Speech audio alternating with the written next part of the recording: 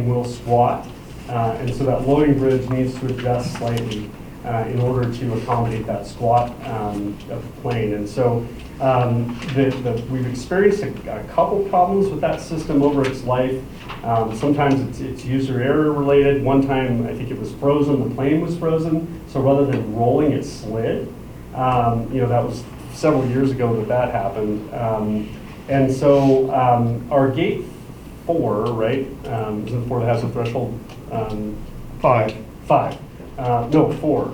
But 4 had it 4 already. has the Yeah. So gate device. 4, we bought that bridge refurbished a few years back, and it came with a threshold device that you can lay across the plane in the loading bridge. And that senses any difference in the threshold and will lock out the bridge if it senses there's a discrepancy. We feel that is an important modification to make to all of our bridges in light of this most recent damage event that occurred on gate 5. So we did have, Allegiant had some damage to their door.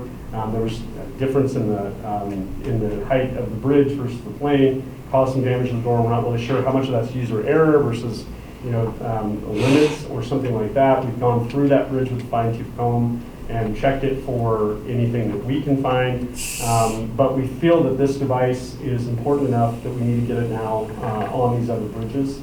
So we've been in touch with SkyCon, who does bridge maintenance remotely, so they'll come out to our airport, do once-overs on the bridge. They last came about 2 years ago, and they're due for another visit. We've asked them to escalate that visit and come sooner, so we can check all the bridges again, just in light of this recent damage event, and ensure that the bridges are all in working order. Install these threshold devices to add secondary safety, and so we want to put together a budget to do that. We think installing these devices on every bridge is going to be about $25,000. In light of that damage event, we feel it's an emergency expense. We don't want to cause further damage.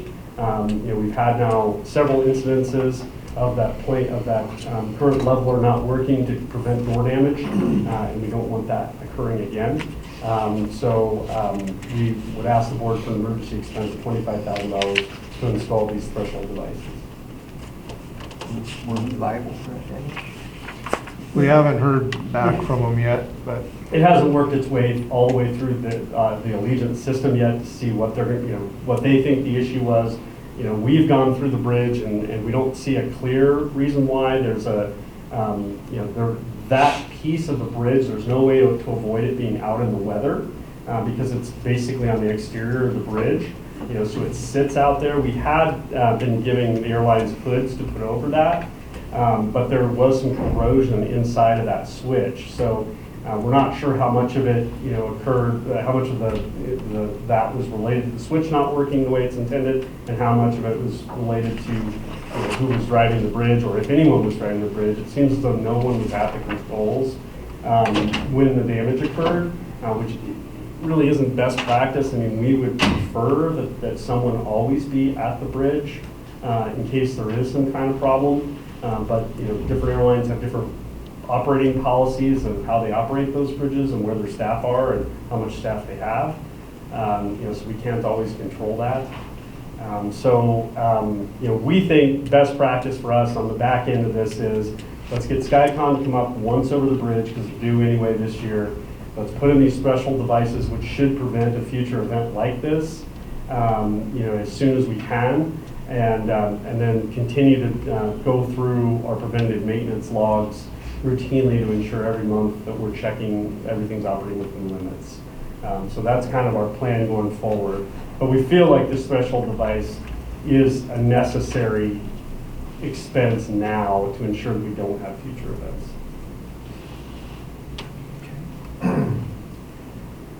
Questions, comments, concerns from the board? All right, can I have a motion to approve an emergency capital expenditure not to exceed $25,000 for new threshold monitors on the jet bridges?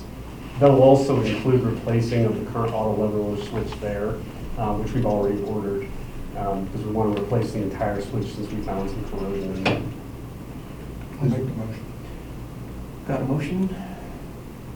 So the 25,000, that's just for the add-ons, does not include the periodic maintenance they're due this year, correct? No, that's in the operating budget. So we, in our operating budget, we already have Skycon coming. We've asked them to escalate that so they can do a once over on everything now, since we've had this event. And then we plan to also replace that entire switch with a new one, just so that, we're confident in the switch itself, because there is some corrosion inside there. We immediately put another part in there we had, but it's not the correct part. It is functioning, but not the way. Yeah, we got the right part in there now. So now it's already, the new one's already here, and we've made that, that switch. Cool. I second. Got a motion and a second. All in favor, say aye. Aye. And nay. Ayes have it. Item number 6, capital project, taxiway alpha fog seal. Yes, a couple years ago, we brought this to the board with an intention to make this repair in the last fiscal year. I believe we first brought it to the board in November of '22. And with the overrun and the cost of the icing pad, we elected last year not to pursue this one and use that grant funding in order to complete that de-icing pad. Now we're ready to take this project on again. Since we've drafted this memo, there's a slight change in the financing plan. Our application to the state has yielded a funding offer for our local match. So I believe we'll get it's 112,000, Steve? 109,500. 109,500. So of the 130,000, 109 of that will be covered by a state grant. So our local share will be even less. FAA generally recommends that midlife of a pavement that you go out and fog seal. Generally what you're doing is adding back oils to the front to try and close up the microcracking so that that pavement will live a longer life. We've had admittedly mixed results. I think the runway we did a few years ago, the tack coat didn't really hold well. We felt like we broomed a lot of it off in the ensuing winter, and we were kind of back to the same color of pavement. So we're hoping this time maybe a little more oil, a little less sand added to the mixture might penetrate better and help keep that tack coat on there longer. So we're going to be in the design of this, maybe specifying a little bit more of that oil versus sand to try and get the tack coat down. But it is recommended maintenance. The FAA does want to see that we're doing that. If we get 4 years down the road and we haven't done a project like this, they always question, did you get full life cycle out of your pavement? And so this is one way we can do that, is by getting the fog seal down. And so we'd like the board to approve the new budget, which is $1.3 million. As I said, just in the last couple of days, we found out that about $109,000 will be funded through a state grant. So our local match will be just about, what, $21,000? So 20,000 about. So that's positive development too. Is there anybody locally that would bid on this? Is there anybody I don't know. here that would- Billings has a company that would bid on it. So chances are, just because of the size, we're going to get a company from Spokane. There are local companies that can bid on it. Is the one that we had on the runway, Rod, do you remember where they were from?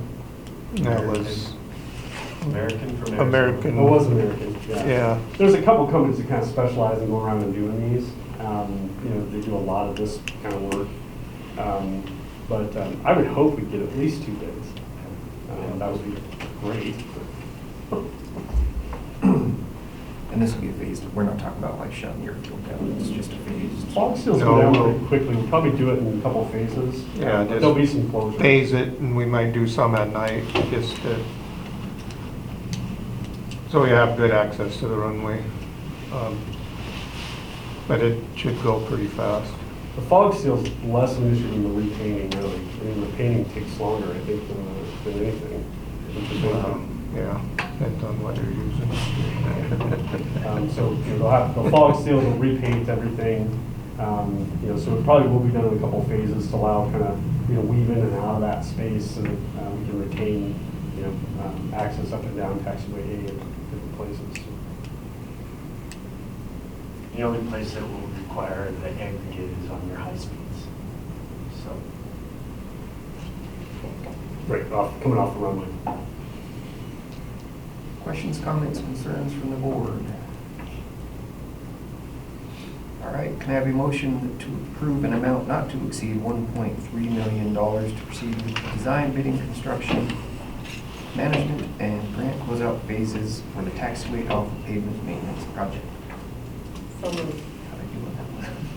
Could we also get the permission to accept that state grant? That's the bottom of the motion. We've already applied for it, but now we accept it. So with that motion, we will we will accept the state aeronautics grant. Tongue tied. Got a motion? Any further discussion?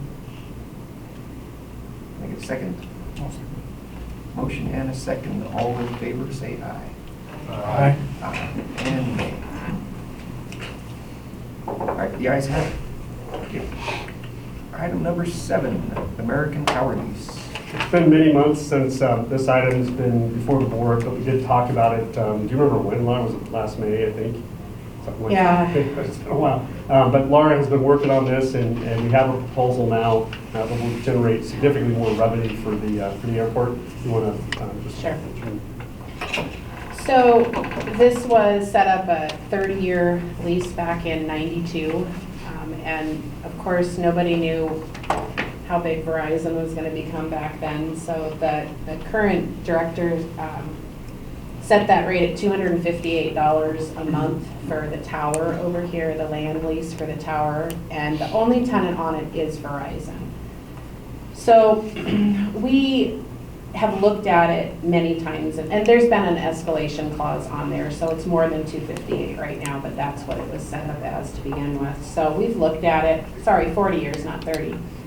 But we've looked at it and thought, whoa, that's crazy how much they're paying us based on how much we pay them. And so we actually were approached by a third-party group that's going around and buying all of these contracts up. And what they want to do is buy out the end of the lease, get an extension, pay us some money, pay us a lump sum of money, and then they want to go and work directly with Verizon or whoever has the tower, which is actually American Tower, and then they want to charge them a whole bunch of money. And so when we had brought this to the board, the general consensus was go try to work directly with the tower owner rather than with this third party. So that's what we did. It took a while just to get a hold of the right people. But I think we've come to a pretty good negotiation end there. And so what they're willing to do is change our fee now. And so we would start here January of 2024, so several years early from when it's going to expire, being bumped up to $11,500 annually, and then restart that 3% escalation over again. We only have the one, but if they do get another user on the tower, for each user we would get an additional $250 per month for that as well, with a 2% escalation on that amount. So it's been quite a few years and we only have one user. I can't anticipate that we're going to have another user being added to it anytime soon, but at least we do have that built in if they do. And in the meantime, we will be making quite a bit more. And in return for that, we will give them a 25-year extension. So it seems like a pretty good deal. We tried to go higher. We went back and forth. It actually went on for quite a while. And I do think that this is pretty good for what they are offering out there. I don't think that we're leaving a whole lot on the table. So we would recommend going forward with this. 3% for 25 years. Why wouldn't you use an adjusted CPI number that's sort of tied to inflation or something like that? And they've just always done the 3%. I mean, that's what this gal anyhow is authorized to offer. I mean, this is what they use in all their contracts, is a straight 3. So they won't negotiate that. I could go back and ask them. No, I'm just wondering, for 25 years, at some point in there, there's going to be significant inflation, at least once, probably twice. Right. So, and then we're going to be... So, I mean, in my experience, a lot of commercial leases, not pertaining to towers specifically, that I've written over the years, what we have done, is the CPI adjustment is every 5th year, and then you do a compounded adjustment for the last 5 years. But they're typically capped at like a one-time increase of 6% over that 5 years or 8% over that 5 years. So this is actually a little better than a lot of the deals. And I don't know what we've put on like Love's, or do you remember offhand what's on iState? Because we did the same thing. So every 5th year you're getting a compounded adjustment, but it's not going to exceed, I think 9% was on Love's. 6.5, I believe. 6.5 over 5 years. So, this would be a lot better than that. Not to say that towers in particular might not pay more, and certainly we can push back and say, look, we'd like to get CPI. But in terms of other leases we've done here, and ones I've done elsewhere, that's a pretty decent deal, 3% per year. Just my thoughts. Yeah, I don't think inflation's gonna go much below that. Maybe not. I mean, if the preference of the board is, we'd like to see straight up CPI every year, is that kind of the direction we're hearing? I don't know, that's just a comment I had, so that's a long period of time to have a fixed increase. For sure. You're a business guy, Sean, what do you think? I think this is so small and inconsequential to the overall volume of the airport, I would accept it and go. I'll take that. It looks to me like a walk behind lawnmower. Okay. Does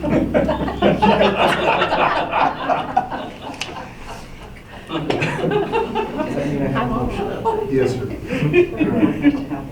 We have a motion. Any further discussion? Question, comments, concerns? Can I get a second? I'll second. All right, motion and a second. All in favor, say aye. Aye. And nay. Ayes have it. Number 8, emergency repairs or terminal repairs. As we all know, we had a historic cold snap there a couple weeks ago, and during that overnight period, we had a door left open in one of the stairwells. The loading bridge obviously attaches to nothing, so it's as cold as it could possibly be on the end of that loading bridge. That loading bridge acts as a funnel to pull that cold air in when the door is open. So we super froze the sprinkler line in that stairwell overnight. In the morning when they tried to thaw the line, it burst, and we had significant water damage down through the carpet of the loading bridge all the way out onto the ramp. Obviously, the ceiling tiles and insulation in the hallway were ruined, and they caused quite a bit of damage into the TSA area. We think the same event probably froze some coolant return lines. That area joins the TSA area, and froze a return line to the furnace, which burst and did the same thing in that area, ruining the ceiling tiles. The insulation sprayed all over the TSA equipment and caused quite a bit of damage there. Have we gotten an estimate from TSA yet, by the way? No. So we're awaiting a cost from TSA for the damage to their equipment. We've since replaced the ceiling tiles and the roofing. We put some dehumidifiers in place to try and prevent mold. And made other repairs to the building. We estimate the total will be about $25,000 to make the additional repairs that need to be made. And we don't know yet what we'll hear from TSA. My hope is it's not thousands and thousands of dollars. It may be. We'll make every attempt to work with the tenant to try and recover these costs. We've already notified the property rep at Delta that we would intend to recover these costs. And try and supplement that cost for the TSA area also, because that same event seems to have caused that damage. And so we're reaching out to them now. We don't know what the full cost is going to be. We don't know what the response is going to be. It's likely it's less than our insurance deductible. We're trying to determine exactly how the insurance company will review that. There's a $10,000 deductible for some things and $50s for others. And so it's possible that we may not be covered at all under our insurance policy. So we're asking the board for a total of $25,000 to make the necessary repairs, many of which have already been made. Obviously, we need to get that insulation back in place quickly in the event we have another door left open for any length of time. And then going forward, we'll try to recover that cost from Delta as best we can and work with TSA to ensure we're helping them to make these repairs that need to be made to their equipment or replace their equipment that's ruined. Can we deduct what we might owe them from what they owe us? Someone made that suggestion. A little negotiation, you pay us what you owe us, and then we'll pay you what we owe you.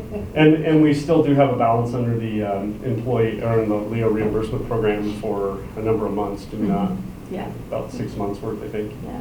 That's what your last Yeah. note said about it. So, but nonetheless, I mean, we have to make these repairs, obviously, and the bridge is up and operating again. It took several days for it to thaw out, because obviously you had those cold temperatures kind of extended, and everything was literally frozen.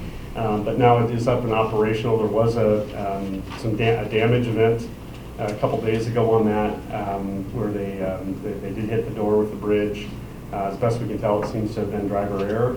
But again, another reason we'd really like to have these threshold devices that the board's approved. So we don't think it was related to the damage, as best we can tell. No, it's not. Question on, I'm guessing that because these are doors on the gates, this is not a problem that would have been solved with the new access program? So that door in particular is a different setup. Most of the doors, there's a single door between the jet bridge and the building.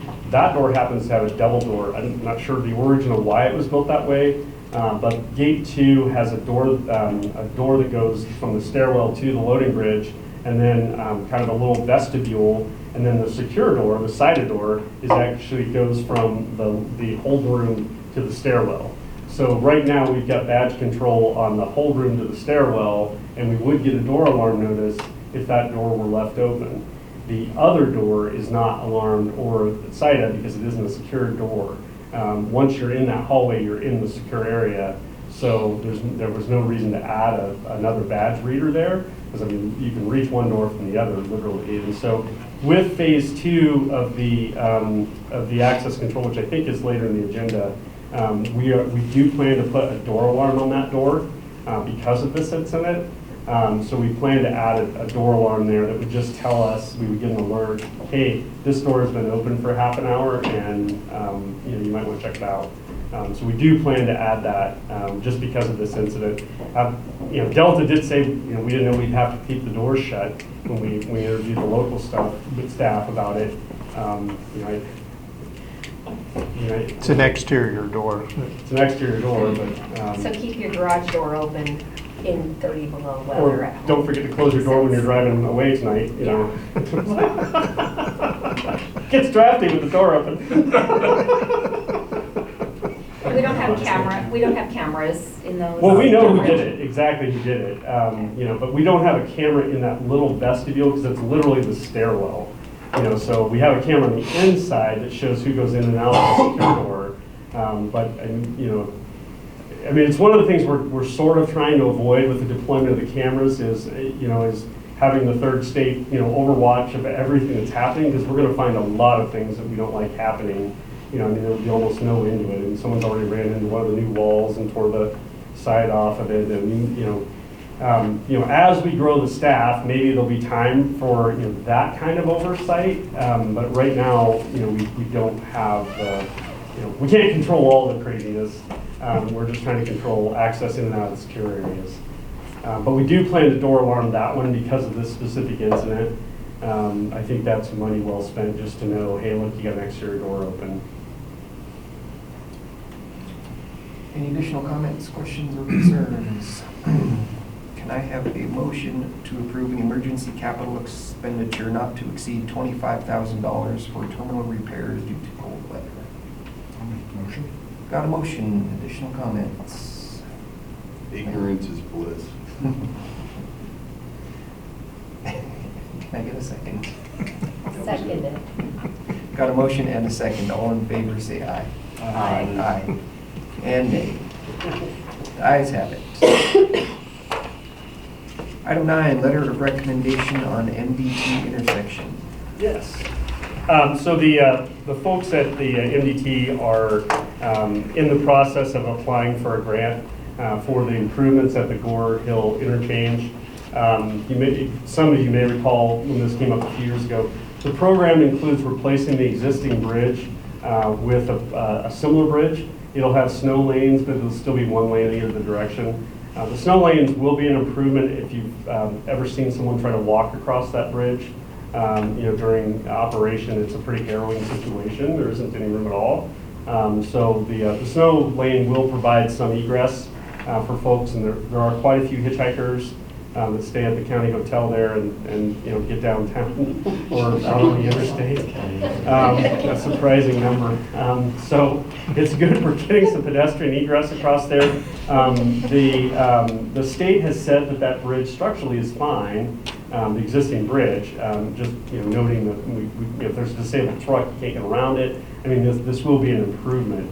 Their plan for circulation beyond the bridge will be a roundabout on the far side of the interchange, way out around Bish's. I think they've already acquired land to jet that frontage road all the way out around Bish's, and so it'll intersect, I don't know what they call that road over there that goes beyond the truck stop, but it'll intersect that road pretty far down on the other side of town pump. So that road will move way out there. On our side, there isn't room to do that, obviously, so the roundabout will be right at the top of the bridge. So they're going to try to acquire some land, I suspect, from the Mang lease, which is ultimately our land. So I suspect we'll probably be asked for some property. The Love's Pond is on the other side of the interchange. I don't know what could be done to make that pond configured differently if they wanted to buy some of that land. We haven't seen detailed planning for this yet.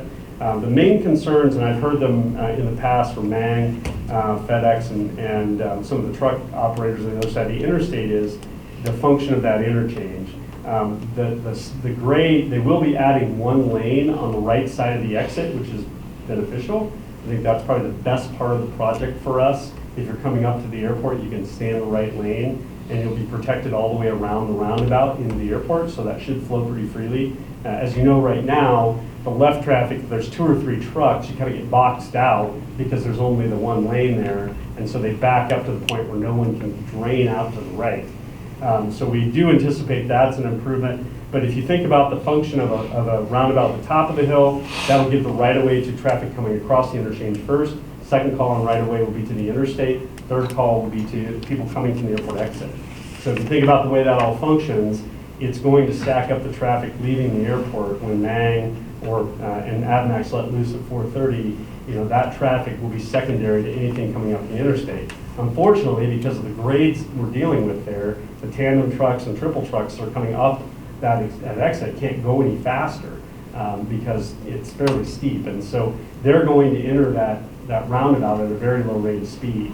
So there's going to be a lot of waiting on the airport side to go around. For those reasons, in the past, we have not been that supportive of this. I see that GFIAA has already issued a letter of support for this. I don't know what other agencies locally have. So I'm throwing it out to the board as to what you would like to do. In the comment period, we've expressed our concerns with this configuration. I was involved in the corridor study that was done prior to this suggestion of this recommendation. From that study, I can tell you the useful life of this, given normal growth, is only 20 years. Their threshold, 23 years. Their threshold for making a decision is 20 years. They weren't counting, even though we sent them traffic stats for the development of the property we own along the frontage road, they didn't include anything in there for traffic for that development. We were inadvertently CC'd later on saying that land won't develop in anyone's lifetime. So I don't know if we can really count on the regional planning to be correct on that traffic growth. It could be that this interchange gets outclassed in 15 years very easily. The next biggest project they could do would be to double the size of that bridge and go with 2 lanes. We had suggested, hey, why not keep the current bridge, build a second bridge, and then have 2 lanes in each direction. Of course, that's more expensive because the entry roads become more difficult. Our other suggestion in the corridor study is get it off the hill and move it down I-15 to the flats on the other side of the jail, which would allow those trucks to enter that interchange at a much higher rate of speed and maintain the momentum around that roundabout to clear the intersection faster. At that time, they didn't like that idea either. My preferred plan that I suggested during the corridor study is why not build the new bridge, just like you're talking about, but on the other side of the jail, leave the current intersection the way it is. This is what I call the Washington State model. Go ahead and let it go down to a D level of service, and people that don't want to get caught up in that will self-default to the second exit. You know, and so trucks that are trying to go left to get over to those truck stops on the other side of the highway will realize, oh, we've got a free flow here over there, you know, so I could go through an underpass and go over there and take 2 lefts with no competing traffic and be at that truck stop faster than waiting, for the intersection to clear. And so, that's, Washington State does a lot of things that way. They go ahead and let an intersection fail and just build another one, and then let the traffic kind of regulate over 2 of them.